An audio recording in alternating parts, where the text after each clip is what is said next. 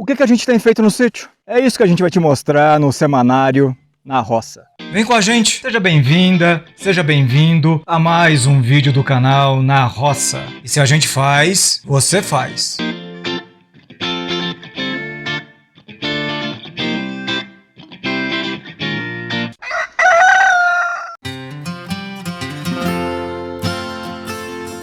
Essa semana a gente recebeu várias estacas, o pessoal que chama de palanque, para construção de cerca. Então daqui a uns dias a gente vai ter muito trabalho construindo cerca aqui na propriedade. O excesso de chuva e uma geada acabaram com a batata que a gente tinha plantado.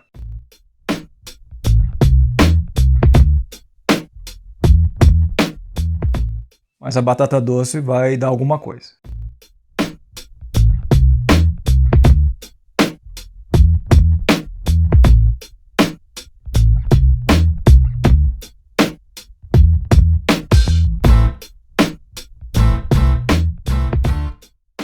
A gente foi em um viveiro de plantas que fica aqui em Alfredo Wagner.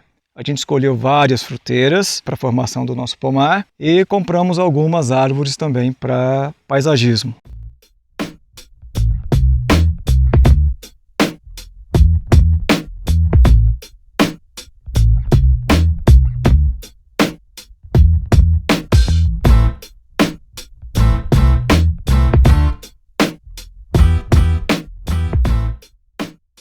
Então tem diferentes tipos de mudas aqui, muda de ameixa, vários tipos de citros, abacate, uva, oliveira, amora.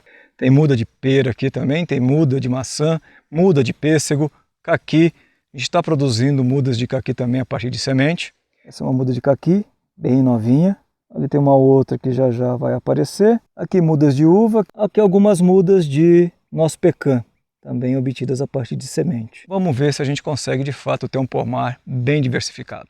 Uma coisa que eu não conhecia, vim conhecer aqui em Santa Catarina, é a venda de mudas de hortaliças já prontas. Então essas mudas são produzidas aqui no viveiro e comercializadas a um preço bem interessante. Cada muda vai custar de 5 a 10 centavos, você não precisa comprar um pacote de sementes que custa muito mais do que isso, você compra apenas a quantidade de mudas que precisa e você só vai encontrar as mudas certas para a época do ano. Com as mudas de hortaliça, a gente revitalizou a horta.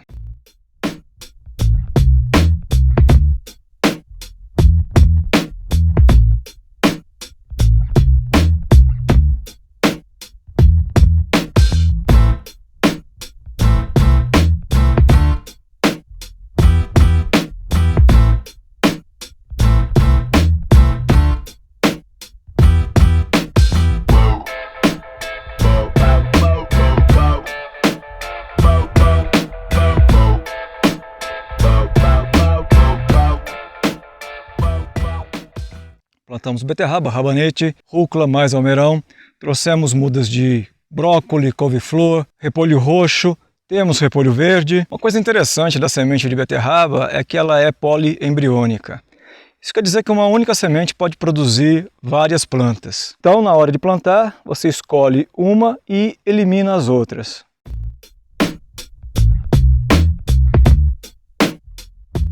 A gente não planta muita coisa de cada variedade não. Então, por exemplo, a gente tem aqui 5 pés de couve-flor, 5 pés de brócolis, repolho roxo, são 6 pés, estamos com 5 de repolho verde. Tudo isso atende a gente muito bem e ainda tem excedente para os vizinhos. Quando a gente inicia um sítio e não tem muita experiência, isso aconteceu com a gente também lá em Rio Branco, você pensa em horta, você pensa numa coisa muito grande. Então você pensa, vou plantar alface, imagina já um canteiro de 10 metros, 2 metros de largura cheio de alface. Não precisa. Se você plantar com frequência 5 pés de alface, você vai comer alface até enjoar. Então essas questões de escala são importantes para quem está iniciando a vida em um sítio. Não tem experiência e acha Tenha em mente aquela visão de uma horta comercial. O que você precisa, na verdade, é um pequeno espaço para produzir uma quantidade de verdura suficiente para você e com variedade. Não precisa de muita coisa. Em algumas situações, 2 pés de alface plantados a cada mês, meia dúzia de plantas de rúcula, 2 pés de tomate são mais do que suficientes. Então, para você conseguir a tal autossuficiência em verduras é relativamente fácil. Você consegue fazer isso inclusive em apartamentos dentro de cidades. Você consegue cultivar em vaso. Se você tem uma área, um sítio, a coisa é ainda mais fácil. Mas as questões de escala sempre têm que ser mantidas em mente. Pouca coisa,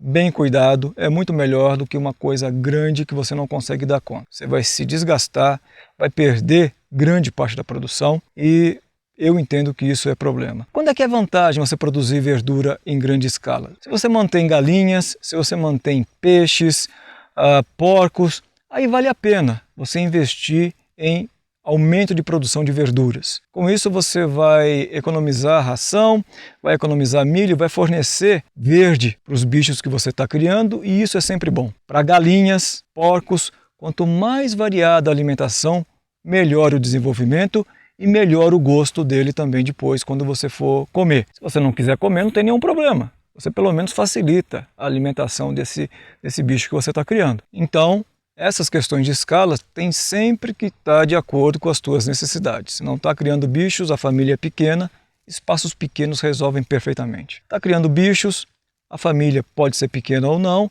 áreas maiores podem ser interessantes. A gente plantou 14 mudas de morango.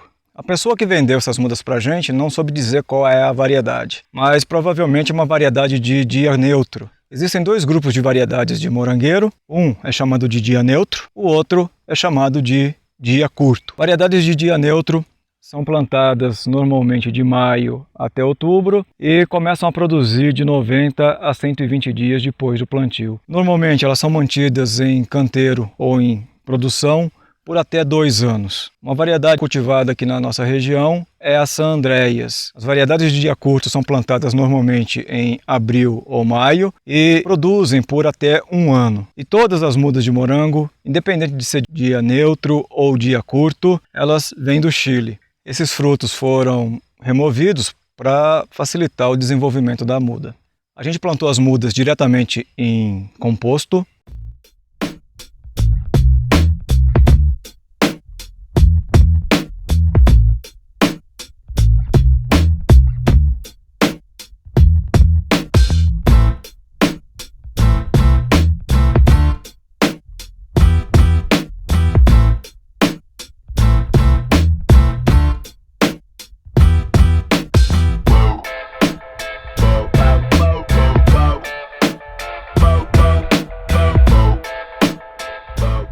Esse caixote, que tem 70 centímetros de largura por 1,5 de comprimento e 25 centímetros de profundidade. Esse caixote eu trouxe lá de baixo, foi construído aqui mesmo, muito simples, e o composto foi produzido aqui nesse lugar. A gente só transferiu o composto aqui para dentro.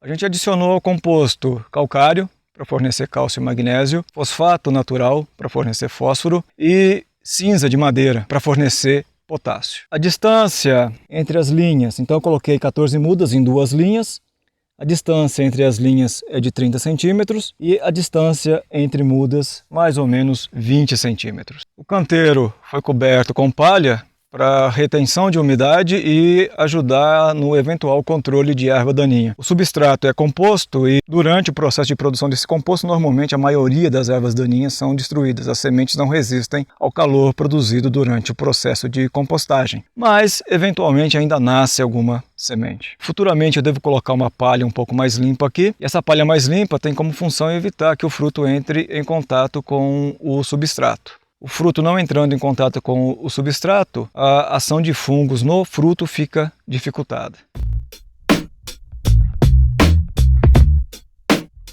A gente continua com a construção do galpão, mas isso é assunto para uma outra hora.